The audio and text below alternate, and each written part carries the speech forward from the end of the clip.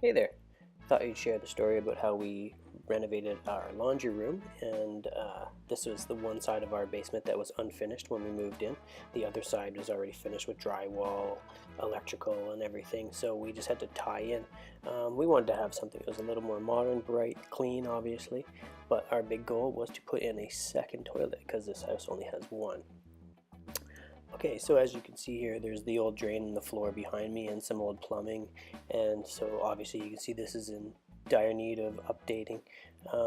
And because it's an old house, the plumbing really wasn't ideal. As you can see here on the right hand side, it's above the ground, the toilet drain. So what I did was I first had to do an exploratory hole to see what I was dealing with underneath there, and there was some weeping tile on the inside of the house, and it was all tied into that drain. So I wanted to etch the cement and then hit it with a hammer before I started. In attempts to make a nice clean hole in the floor, I actually bought a diamond blade for my circular saw and just could not contain the dust, so that was a huge lesson learned. I didn't actually rent a wet saw from the local hardware store because the drain in the house just would not handle the amount of water that was pumping out. So what I did was got a hammer drill and I just drilled successive holes, and it made nice clean lines and cuts when I actually banged on the cement and broke it up. To make the job way easier, all you have to do is dig out underneath the cement where you're going to hit, and then there's no support and it will break fairly easily. I just wanted to make a nice clean cut, and as you can see there in the background, that plumbing, it did have to be buried in the floor. Most modern homes have it buried, but this was above grade, so anything in the basement had to be pushed out beyond that. To bury that plumbing, I just dug a second trench along that far wall, and it enabled me to actually put in another floor drain in the basement, so I could let the furnace, you can see that furnace line along the wall now, it was draining into a sink, and I just wanted it to go right into the floor conveniently like a modern home does. So I'm just cleaning up the cement here and putting it in the bucket because it'll just go right back in the hole once I'm done, and it just saves on costs down the line for fill. Of course, you do need to put crushed stone so everything will settle really well, but I mean, half of this can go right back into that hole. As you can see, I have every bucket in the house, saving all that soil and crushed cement. The big pieces did go to the dump. You don't want to put those in the hole, but I have now put crushed stone and the good soil that I can over top of the plumbing. And it is done. I didn't actually have a chance to film or take pictures of the plumbing as it was going in, but as you can see, the floor drain is installed in the back, and that nasty old pipe is gone. It's now new pipe is in and buried under the ground. Okay, now that we're done, all the crushed stone is in there, and the soil that I dug out is over top, and it's all settled. I let it sit for a couple days so there wouldn't be any sinking or settling later after the fact. So I have about the same thickness to fill with cement, and obviously when there's any banging, this guy Harvey comes down and makes a little noise of his own. Okay, so I've moved in the cement and I'm ready to do some mixing right in place. We don't want to be dragging this up and down the stairs and whatnot, but you do have to be careful. Keep it wet and try not to get any dust up in the air, and obviously do not breathe it in. Okay, well, I got this here. This highlights something I wanted to show you. In the back of this toilet drain, there's a vent, and what that does, it prevents any airlock. In another location in the house, you could tie it into the existing air vents, but in this case, it had to be just buried in the wall. Legally, you have to have something like that. It has to be, I think, 42 inches above where the actual drain is. All your sinks and everything have them as well. Okay, I'm just filling in the cement, I guess wheelbarrow full by wheelbarrow full. And, this process, pretty tedious, and who wants to watch cement dry? So I've skipped ahead and let it all dry. I've just painted the entire floor so there's some sort of barrier between what eventually would be a tile floor.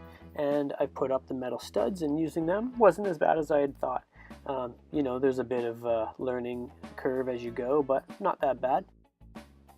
As you can see here, the tile floor is done, and I didn't expect to be doing a tutorial or video about the whole reno, so I skipped a lot of the photos, but once we saw them, it looked like a good idea, so here we are. Okay, so instead of getting a wet saw, we just used this tile etcher, and it's way easier to cut tiles with. Here I just installed these blades on a bolt with some nuts, make sure it was centered, and put it right in my drill. Then it just ran over in a circular shape over the tiles, and it cut nicely. There I'm framing the back wall. Here I've turned the light switch so it's in the room. It was previously outside. There's some old plumbing that's going to be re-ran for the laundry, and then the new location of the sink. That's the upstairs plumbing that needs to be moved just outside the wall.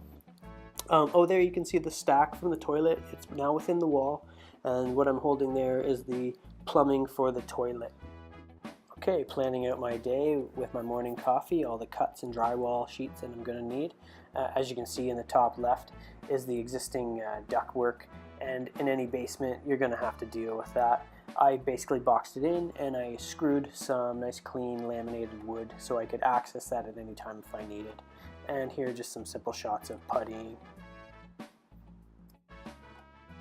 I didn't want to bury that dryer vent, so I just split the wall beside it on either side and just painted it white.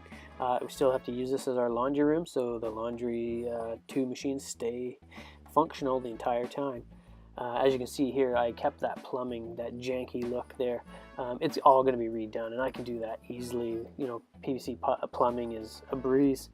So here I am just planning it out, getting things ready to go. Starting some painting before I move on to doing the counter and sink. Here I'm just, painting up the tighter spaces. My wife thinks it's just hilarious to take pictures while I'm in tight spots. Cutting with a roller.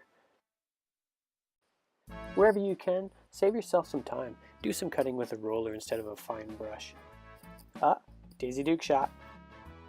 Okay, here I'm just doing the final painting and finishing touches before the kitchen cabinets go in.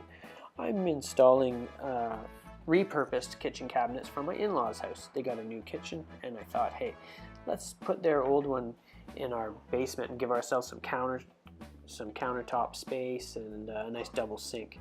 So here it is in place. It's just dry fit right now. I'm going to take it all off, fix that frame or base to the wall so it won't move, and then I'm going to glue and screw this countertop down. So I have some construction adhesive there, and I'm just lowering down the countertop in place. And we noticed that in storage, we took it out in winter and put it in spring. There was some warpage, so basically that's why I wanted to glue and screw it. And then with that, I had to just weight it down and clamp it to make sure it climatized and settled into its new home. So here we are, and you can see all of the buckets of water, just the heavy weight on it, and it's all clamped down, and I'm under there just doing some screwing to make sure that won't move in the end. Okay, with the cabinets installed and the countertop in place, I can get to doing the plumbing underneath. So I've torn out all the old plumbing, and what I'm going to do is drop in the sink and dry fit it all, and then I'll cement it once it all is aligned and in place. And the actual washing machine is going to tie into this plumbing under there as well. So here I'm just caulking the trim and any of the maybe little gaps that you might see. You don't want to look at a room and see any black lines. It just makes it look clean and tight. There I tried my hand at some sewing, and I did my curtains. I kind of botched that up big time. Okay, with all the hard work done, the furniture is moved in and the washing machines are now moved into place and everything is now functional. That hole for ventilation right there, I put a grate over top and made the slots look up. Here there's some cold water pipes that I've just insulated, so when the dryer's on there'll be no condensation and drips. That's a plug underneath the counter that I've put just so you can plug in a fridge underneath and not have that cord run anywhere visible. And what you're seeing here is just the storage underneath the stairs. We just put a white curtain on it to finish that off and hide whatever might be under there.